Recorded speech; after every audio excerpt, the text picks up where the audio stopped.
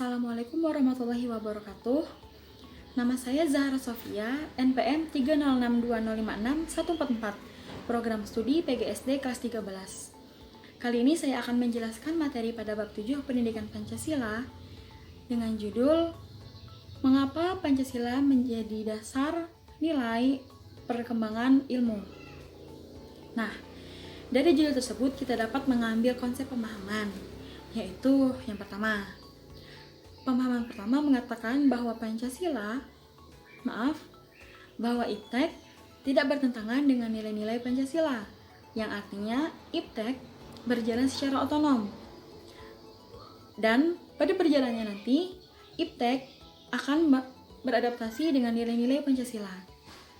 Yang kedua, IPTEK yang berkembang di Indonesia harus melibatkan Pancasila sebagai faktor internal.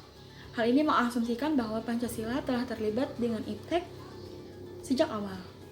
Yang ketiga, nilai-nilai Pancasila merupakan rambu normatif bagi setiap pengembang ilmu, yang artinya ada aturan yang harus disepakati oleh seluruh ilmuwan sebelum ilmu tersebut berkembang.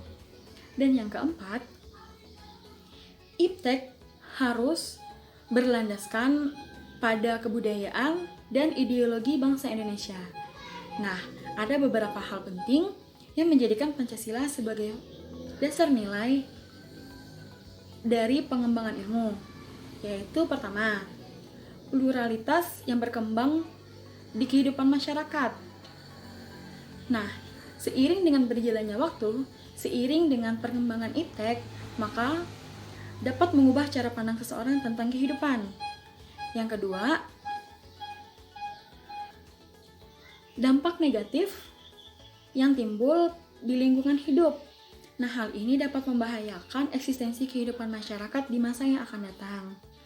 Dan yang ketiga, perkembangan IPTEK yang didominasi oleh negara-negara luar atau negara-negara barat. Hal ini dapat ikut membahayakan atau mengancam nilai-nilai khas kehidupan pada bangsa Indonesia. Nah, ada beberapa hal yang menjadikan Pancasila sebagai dasar nilai pengembangan ilmu di kehidupan bangsa Indonesia. Yang pertama,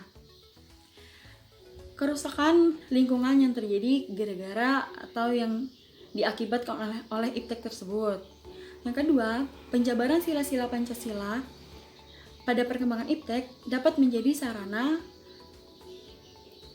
sarana untuk mengontrol kemajuan IPTEK atau perkembangan IPTEK yang berpengaruh pada cara berpikir dan bertindak masyarakat yang cenderung pragmatis.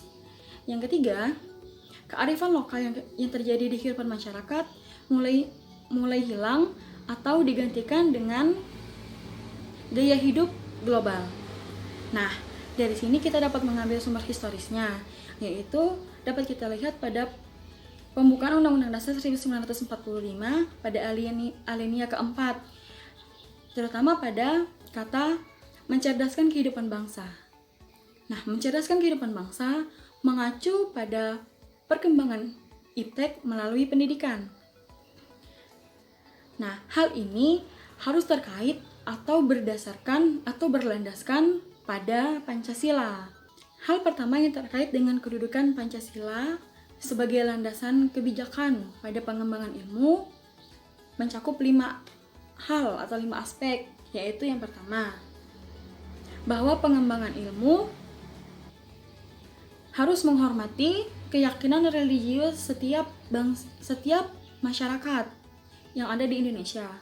Yang kedua, ilmu pengetahuan ditujukan untuk pengembangan kemanusiaan dan dituntun oleh nilai-nilai etis berdasarkan kemanusiaan.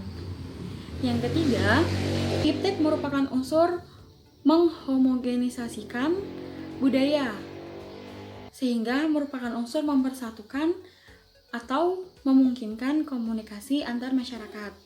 Keempat, prinsip demokrasi akan menuntun pengembangan IPTEK untuk menyebar secara rata di kehidupan masyarakat Indonesia. Dan yang kelima, Kesenjangan dalam penguasaan iptek harus terus ditekankan agar semakin merata. Hal ini merupakan konsekuensi dari keadilan sosial. Nah, sumber sosiologis dari perkembangan iptek ini contohnya dapat kita lihat di kehidupan sehari-hari, yaitu masyarakat di Indonesia lebih mementingkan dari dimensi ketuhanan dan kemanusiaan. Nah, sedangkan sumber politisnya dapat kita lihat dari berbagai kebijakan yang diselenggarakan atau yang ditetapkan oleh penyelenggara negara, yaitu dokumen pada masa Orde Baru yang meletakkan Pancasila sebagai dasar nilai pada pengembangan atau orientasi ilmu. Pada Orde Baru, Presiden Soeharto menyinggung masalah ini pada Kongres Pembangunan Nasional 4, 18 September 1985 di Jakarta. Nah, sedangkan pada era reformasi, Presiden Susilo Bambang Yudhoyono menyinggung hal ini pada sambutannya dalam acara silaturahmi dengan Akademi Ilmu Pengetahuan Indonesia atau IP dan Masyarakat Ilmiah pada 20 Januari 2010 di Serpong. Ada beberapa bentuk tantangan terhadap Pancasila sebagai dasar nilai perkembangan ilmu, yaitu yang pertama, kapitalisme yang menguasai bidang perekonomian di seluruh negara, di seluruh dunia, termasuk Indonesia. Yang kedua, globalisasi yang menyebabkan lemahnya daya saing Indonesia terhadap iptek yang lebih kuat dari luar negeri. Yang ketiga, konsumerisme yang menjadikan Indonesia pasar bagi teknologi negara-negara luar yang lebih baik dari atau yang lebih maju dari teknologi di Indonesia. Dan yang keempat, pragmatisme yang berorientasi dari 3 ciri. Yang pertama, workability, yang kedua, satisfaction, dan yang ketiga, result. Nah, sekian yang dapat saya jelaskan dan semoga bermanfaat. Wassalamualaikum warahmatullahi wabarakatuh.